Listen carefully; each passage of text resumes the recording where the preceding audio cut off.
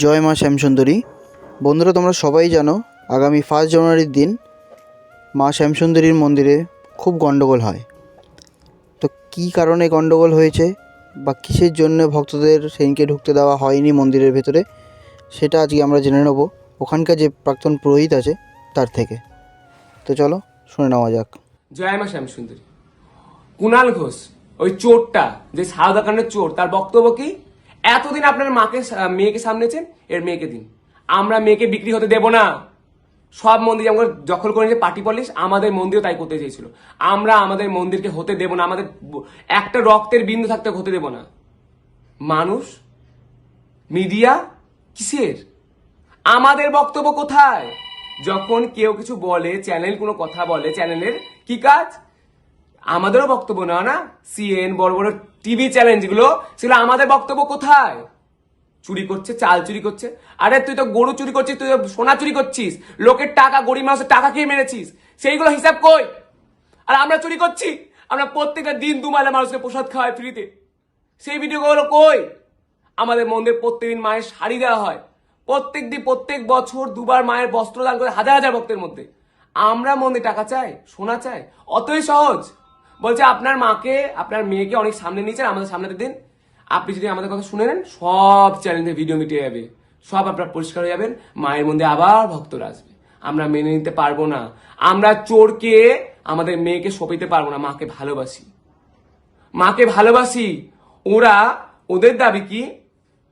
যদি তোরা আমাদের কথা না শুনিস, তোদের মার্ডার করে দেবো।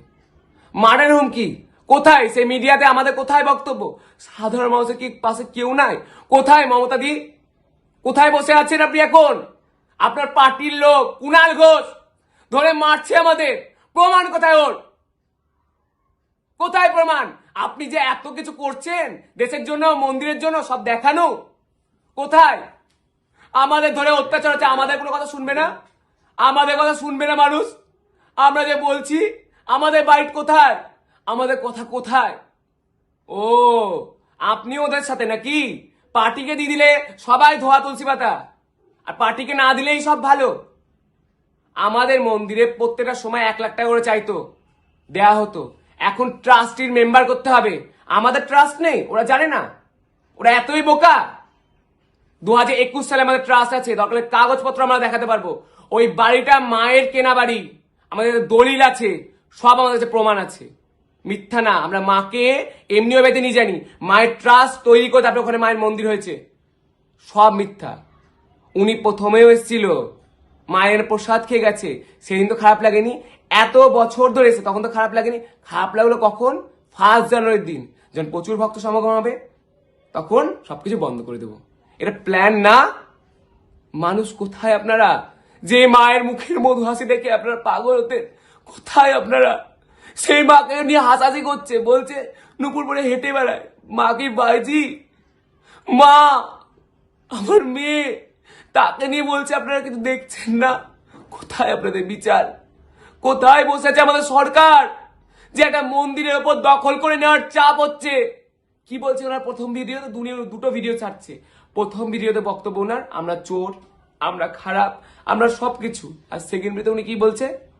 প্রশাসনের যদি সব কথা মেনে নেয়, তাহলে ওদের ওই মন্দির করতে হবে। তার আগে কি বলে? 4 ফুটের রাস্তা, তখন 40 ফুট, 400 ফুট সব রাস্তা হয়ে যাচ্ছে, ভক্তরা আসতে পারবে। উনার শর্ত কি? উনাকে ট্রাস্টে দেবে, তৃণমূলের লোককে নিতে হবে। আমরা মানবো না।